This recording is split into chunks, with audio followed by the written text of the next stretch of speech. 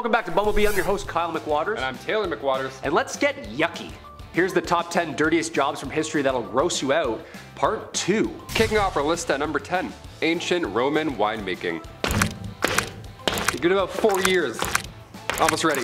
Ah yes, the Roman days where we all wear togas and drink delicious wine and, you know, get close with each other for days on end. Well, I hate to break it to you, but this wine sucked. It was dangerous to consume. Being a winemaker, this ancient sommelier, you would consume about 12 grams of lead per day, just tasting your creation, right? It's horrible.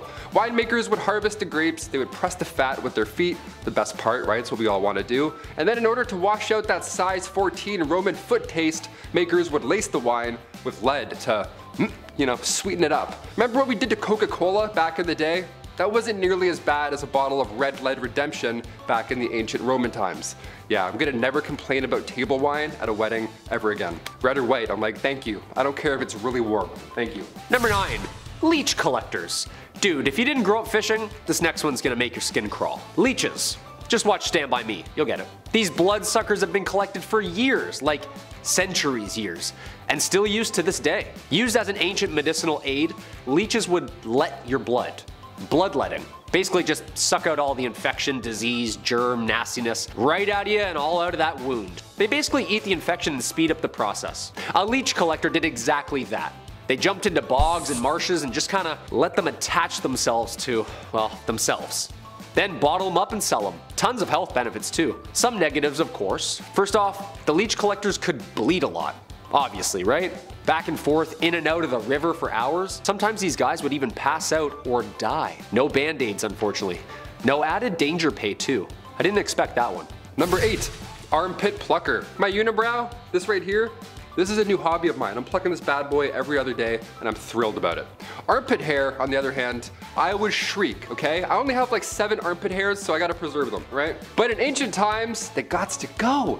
Working out was often done naked, right? Ancient Greek naked exercise in the scorching sun, nothing better. So naturally an armpit or two is gonna stink. So the solution here to stay, you know, sane while you're training was for everybody to just pluck their armpit hairs out, okay? No more unpleasant odors, that's it.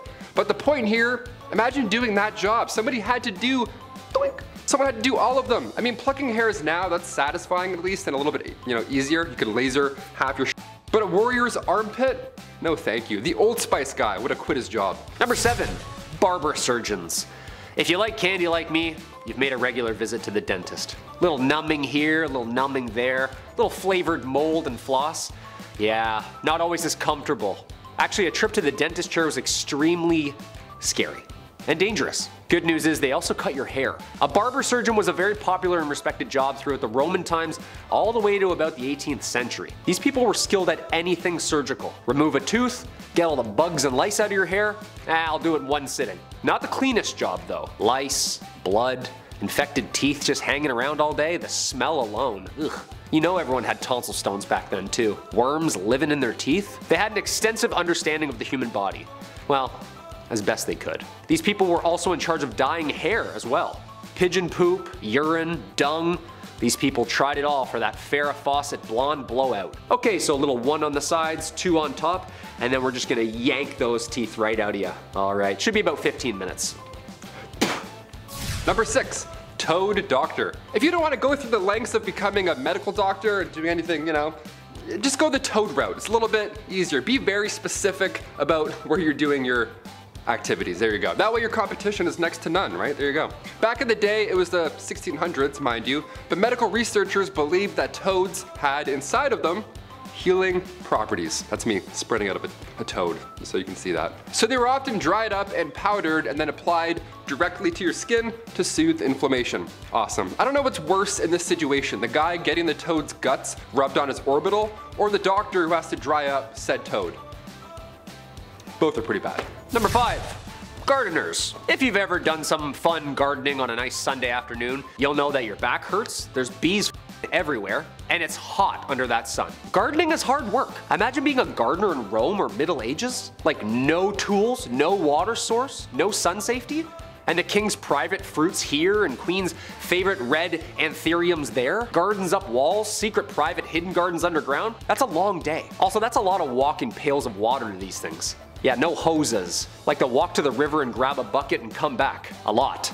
These people must have had shoulders and lats like a great white shark, dude. Just squatting double pails for 16 hours a day? You know those people were jacked. Also, they didn't have weed whackers, so when you look at these beautiful painted castles and gardens, just know someone was getting screamed at with a rusty pair of shears. Yeah. Also, no lawnmowers. Like how? The whole field? Okay. Number 4. Arming Squier. Being a knight obviously sounds cool. They have the sword, the horse, the flowing hair, the lady, they're saving the, the damsel in the tower with the dragon and the breath. We get it, we've seen Shrek. Sometimes they lose a hand like Jaime Lannister, okay? But that's just what being a knight is, right? It's glorious, right?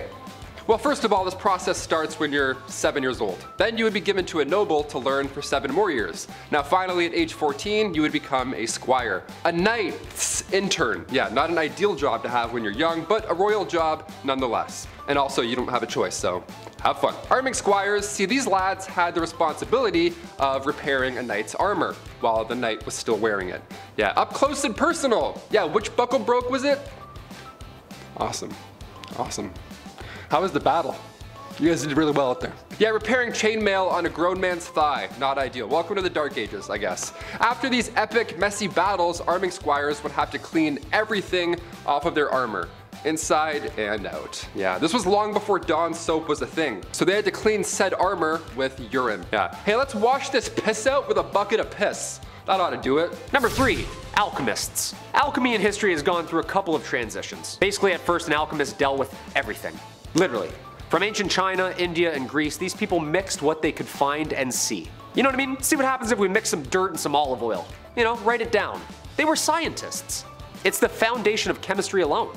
They did experiments. Heavily spiritual, philosophical, and medicinal. Medieval alchemists produced hydrochloric acid, nitric acid, and sodium carbonate. They were good. One eye of newt here, little stomach acid here, and whoa, whoa, whoa, whoa, whoa! Also so heavily associated with witchcraft and wizardry over the years. Potions, elixirs, the alchemist's purpose was to advance and help with the quality of life. Lots of explosions though. Yeah, very dangerous. Mercury, carbon monoxide, yeah, dangerous stuff. They were playing around with things that were really bad for us, for the purpose of making us better. Very selfless job, you know? Number 2, rower. I can't even raise my hand in class longer than 6 minutes. I have to start holding it, then I switch, and then I just bail on the question, and then I live my life not knowing what hydrogen is.